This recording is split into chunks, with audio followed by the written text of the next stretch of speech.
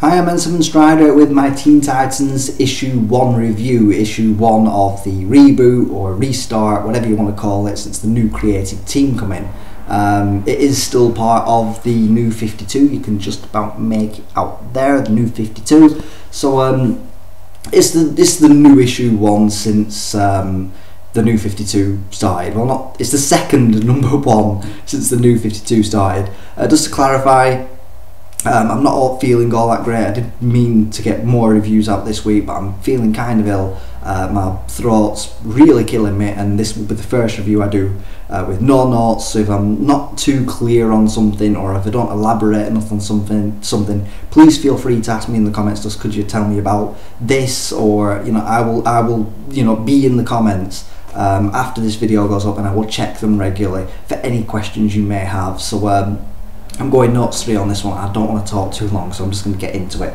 So first things up, the cover. This is your selling point. Let's not be kidding ourselves when you see this on the shelves. You look at the cover art first and foremost. I like the art, but I do have a few criticisms. First things first, let's just get that in shot there. That's my first criticism. Wonder Girls had a boob job or something, because they've grown. If you compare this to the Teen Titans, the first issue 1, September 2011, I believe.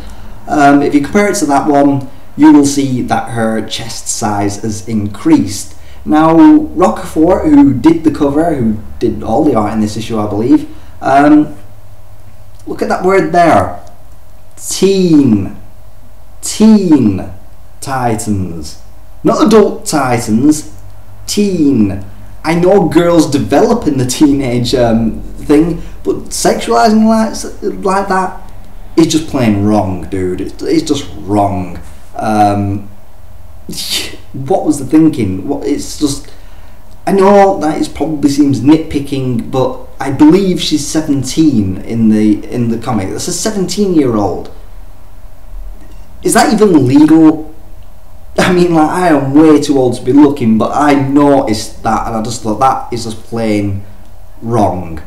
Okay, the second criticism with the cover is Chirper, because this is going into a whole social media story. I was unfortunate to see the synopsis of issue 2, which was the Teen Titans now have to deal with newfound fame or some such balls like that.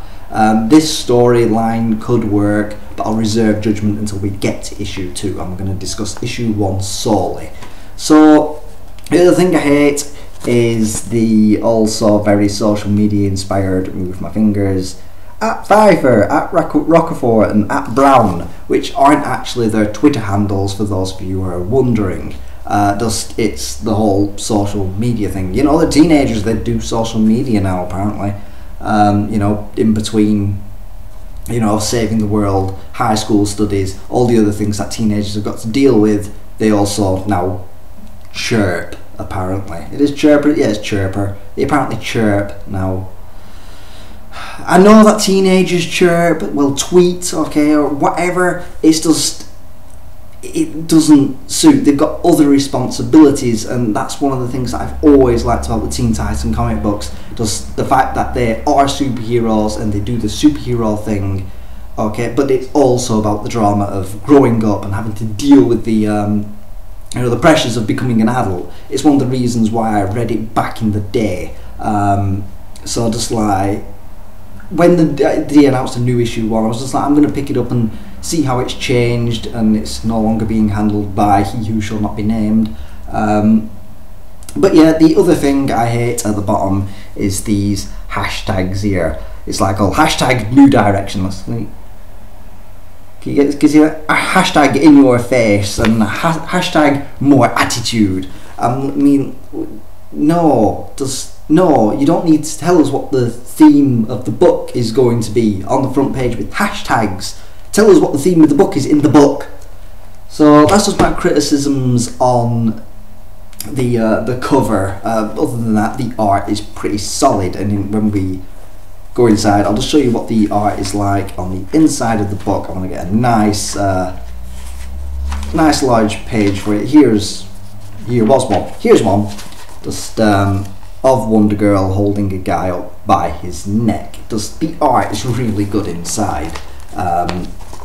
You know, it's I love it. It's just that there's nothing scruffy. There's nothing too cluttered. You can make out what's going on, and you know they even have like fun with a couple of the panels. And it's just nice stuff, nice stuff, and I like it. It's really good. There's no thick lines, no you know, no dark and gritty, which is how I remember the Teen Titans from the previous comics. It was a very dark book, thematically. Anyway, it was dark, very dark. I mean, like Titans members would die, and you know they would face up to, you know, the things with their failures and have to deal with them, and you know, a lot among, you know, other things such as growing up. And that was the thing that I liked about the Teen Titans. This book is very action heavy, but I see it as a way of introducing the characters and what their powers are. You know, it's kind of like Red Robin, Tim Drake. He's the leader. He's planning things, and he overlooks things, and he directs the team. Cassie's the powerhouse, Wonder Girl, who you know, she's able to. It shows her like holding a guy up just with one hand, and she uses her lasso a couple of times. I believe it's a magic lasso and not like a lasso of truth or whatever, or is it lasso? I don't know how you pronounce it, but whatever. You know, and it shows their powers and how they work, and it's just, I really like that, because one thing the previous run got wrong was not explaining how the powers worked, which was it's a thing for me. There was I can't remember her name off the top of my head. Was she called Eclipse? I think she was called Eclipse or something. She was like made of black smoke, and her hair was like black smoke. I didn't even know what she was. What is she? What am I looking at? I don't know, because they never explained it. But this book explains it really damn well. The whole social media aspect of the opening, you know, the opening story arc isn't that present. It's not really present in this book. It's just showing the team, showing what they can do. Here's who they are. Let's just have fun, and it's very action based. The only sort of thing that comes towards character development is at the end, and when it happened, it was kind of shocking, to be honest. I can imagine some fans absolutely hating it and just saying they're supposed to be heroes and they don't do this sort of thing. But personally, my heart leapt reading it. It was great. It's just like, I'm gonna get to see this, because it does kind of like heavily hint that this is going to be a continuing theme in the next issue, and I was just like, this is going to be great. I am really looking forward to seeing how this storyline progresses. It does involve Bunker and Beast Boy, this event, that I'm not going to spoil for you. You should really pick up this book, because, especially if you're a Teen Titans fan, because this is a good opening book, despite it being action based, which isn't what the Teen Titans is about. It's all about the drama with the Teen Titans, how they interact with each other, how they interact with the wider world, how they're perceived by the wider world. And I hope that with this whole social media thing, this is where this series is going to go in the future. Just, you know, seeing the Titans and how the public perceives them, I think it's going to be really good. I think this is going to be a good initial run to begin with, and then who knows where they go after that. I was going to mention as well, like, Beast Boy is back to green now, which will please some fans no end. These are mostly fans of the TV show. It's not a criticism. It was those who were most vocal when they saw that Beast Boy's skin colour had turned to red in the New 52. I actually really like the red because it tied him to, is it called Buddy Baker? It tied him to Animal Man, which does, if you know your Animal Man, and with Beast Boy being red and tied to Animal Man in a certain way, it was a great thing, and I really did like him as red. But he does have a longer standing history of his skin colour, or fur colour if you prefer, being green. So it's just like, I think I actually prefer him being green. He's always been green since he was first conceived. He wasn't a member of the Titans to begin with. I believe he was Ravager's very first appearance. I think he was in the Ravagers book. and he got a solo run, and then in the Teen Titans, short-lived solo run. And Raven, a lot of people don't like her redesign. I personally don't mind it. You know, it does make her look more menacing and dark, and she is the daughter of Trigon, so I do like it. And she's a magical based, if we're completely honest, she's a magical based magical based character, so I have no problem with the fact that, you know, there's like that hood thing, and it does show how that hood actually comes to being on in the issue. So yeah, if you're a Teen Titans fans, I recommend this. I was pleasantly surprised. I actually expected to be vastly disappointed by this issue, but it was a nice surprise. I actually really enjoyed it. It's got a great pace throughout. You know, it's a mostly action book, and it does explain some things with story, but it is heavy on the action, and I do want to see the Titans go back to, you know, personal dramas and that sort of thing, and that'd be great. I hope they do as well if one of the things they keep in the continuity with the post reboot books, the original Teen Titans of the New 52 reboot, is the gay kiss between Beast Boy and Bunker. It was a good scene. It's just like I was surprised as to how well I received it myself. It was just like, as I was reading the book, I was like, oh well, that's a thing. I just hope they keep that in the continuity for this one, or if it's just a whole reboot, I have no idea. It doesn't really show the team forming, so I'm guessing it's just kind of like a new number one. And it's going to keep the continuity, because you think if it was just a whole new reboot with a whole new number one, they would also show the team coming together. So I think the previous books are tied in to this restart with the new number one. I don't know why they went with the new number one. They could have just continued on with numbers and just a new creative team. So yeah, that's what I think about the book overall. So now I'm going to go into spoilers. If you don't want to know spoilers, please click away now. But if you feel I missed anything out, feel free to hit the comments and I will respond to you and just like, yes, I missed that out. If you want me to clarify on something, I will happily do so. So into the spoiler section now. This is not free, so I will probably miss things out. But the book begins with Cassie just strolling through Times Square. They're based in New York, for those of you who don't know. And sorry, my throat is really bad. And she's chatting with someone on the phone before her phone signal is interrupted. Not just hers, but everyone's phone signal is interrupted by a masked and hooded character who's saying that they've hijacked a bus filled with school children that any second now will come screaming through Times Square. They've hijacked it and they're going to give these kids who are on a school trip some memories. And you know, Cassie is like straight into action straight away. There is like a kind of scene with her showing her take off her clothes and she's got a uniform underneath. That was just like, really? Do we really need to see that sort of happening? Just maybe like just taking her jacket off and then the next panel just...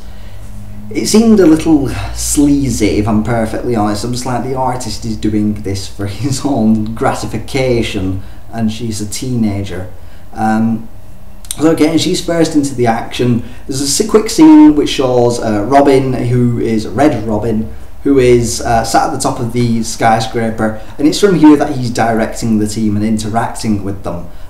So Cassie is first on the scene. She jumps on the school bus and she begins to take down the guys who are on the inside. There's actually one scene where one of the terrorists who were inside they are said to be terrorists who are inside the bus, grabs a girl as a hostage, a young girl, and one girl just takes complete offence to this and Richard rips him out the window, and she's just like, what? It was this, the page I showed you where it's just like, what were you going to do?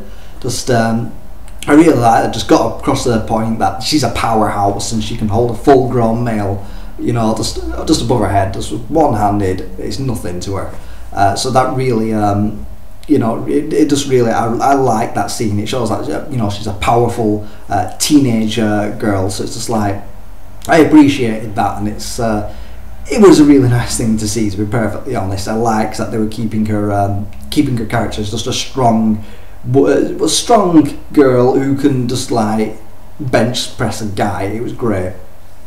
Sorry, it's also pretty warm. We also see Red Robin mobilising Beast Boy, who you know, he just is like, can you go and help Cassie out? You know, you're the backup.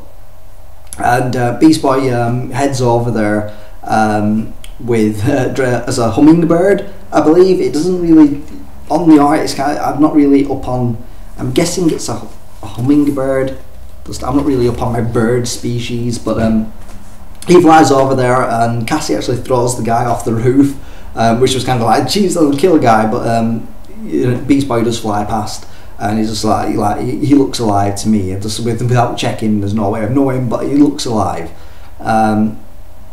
So yeah, Beast Boy heads over and assists. He actually gets on the bus as a hummingbird. He talks into the guy's ear, into one guy's ear. The guy can't see him. He's just, you know, like a bird. But he's just like, he talks into the guy's ear, and while this guy's like, what the hell, he transforms into a tiger and jumps on this guy. So it's just like, what do you know? Just people are freaked out by a giant talking tiger. I would too, to be perfectly honest. So also Robin mobilises Bunker. He says if you can get to Star Labs, the terrorists did make clear that the Star Labs was their target. If you can get to Star Labs, I think I'm going to need you there eventually. Also, Star Labs are viewing, because the signal was hijacked by the terrorists, the Star Labs are also viewing this thing, and they're talking about what the terrorist goal could be. It seems to be some sort of machine or some sort of science or something to do with black holes, but not just black holes themselves, the point before a black hole.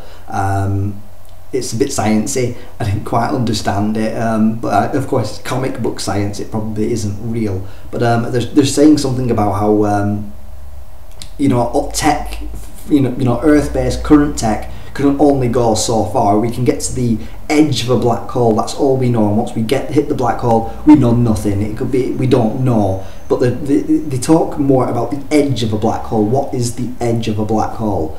Just before the black hole itself, the event horizon, whatever you want to call it, into the black hole. They do discuss this, and I think that's going to be important down the line. But it could not be. I could just be reading something into that isn't there.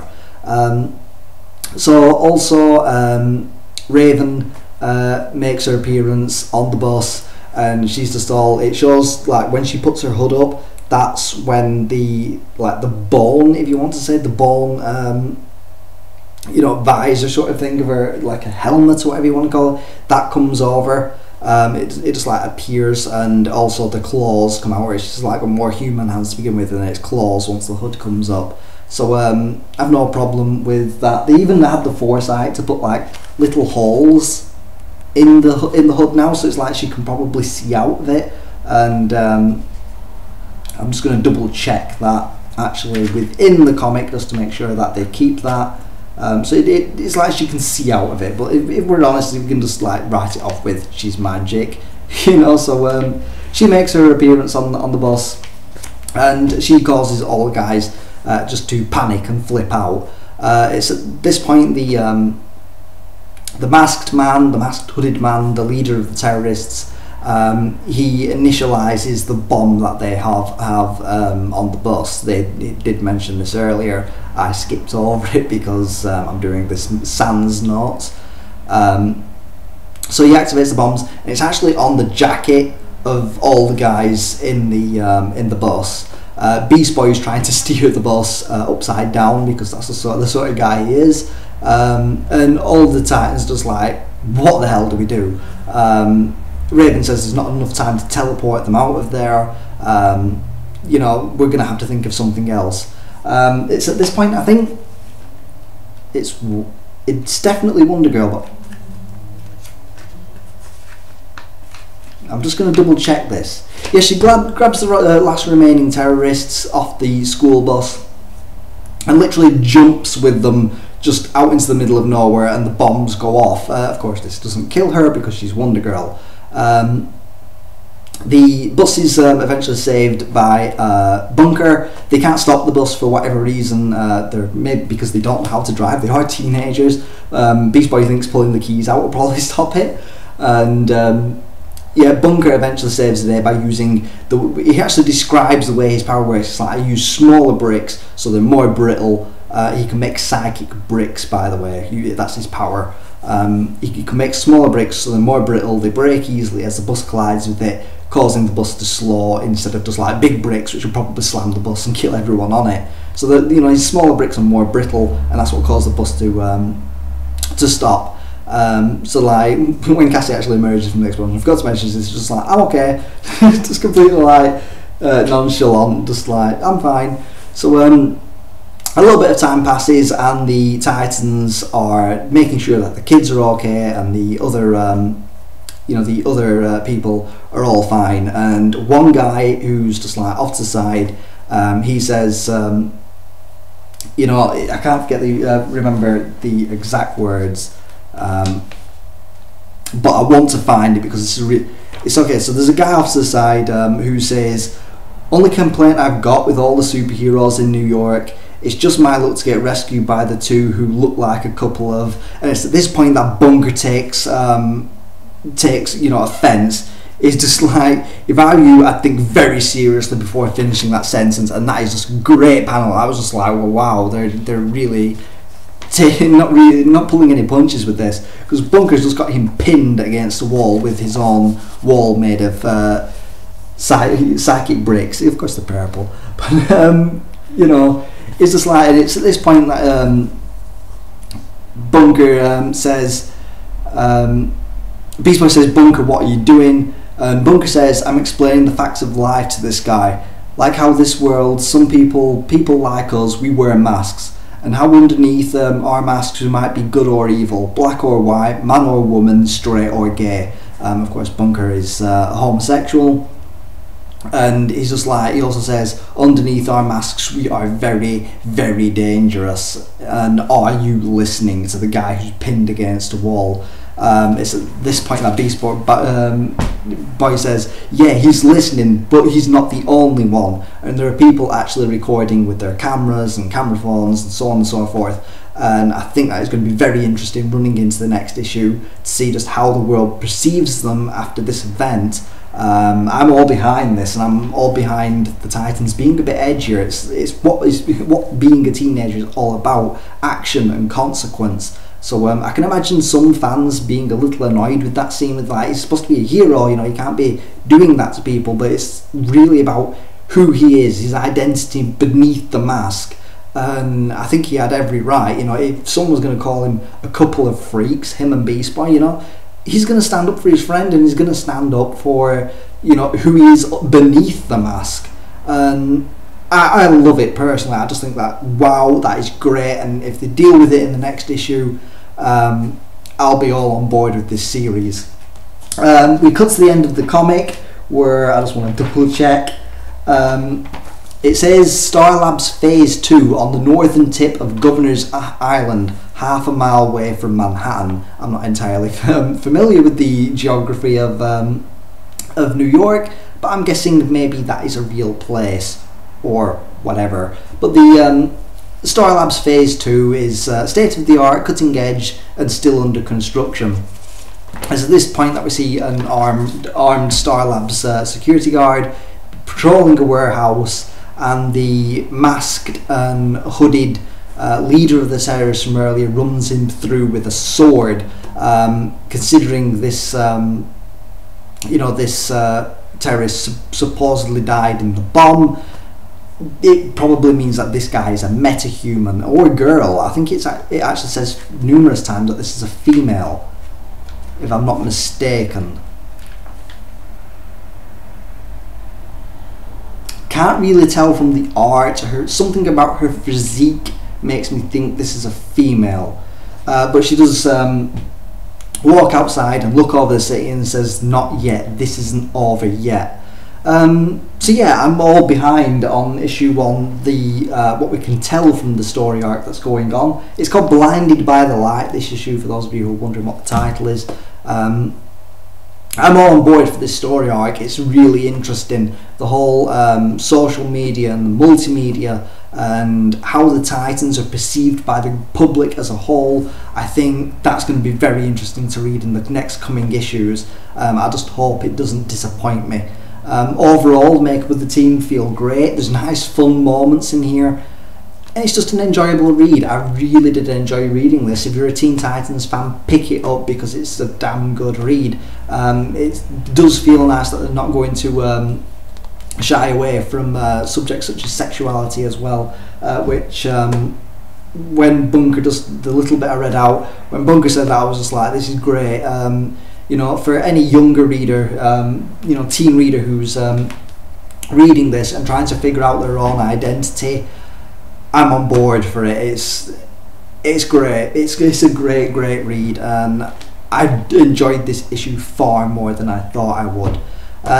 That's where I'm concluding my review. I'm sorry I wasn't more in depth with it when discussing the story aspects of it, but unfortunately I'm just really not feeling well. I hope I've gone in depth enough for you with my throat killing to actually inform you of what I think of the new issue 1.